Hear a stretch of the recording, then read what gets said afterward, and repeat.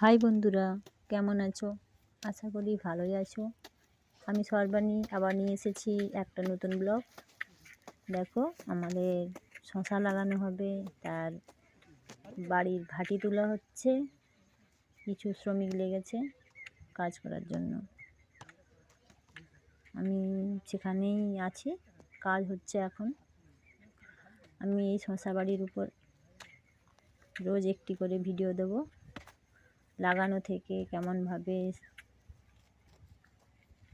শশা চাষ হয় পুরোটাই তোমাদের একটি একটি করে ভিডিও ছাড়বো।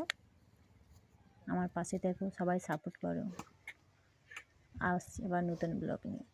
টাটা।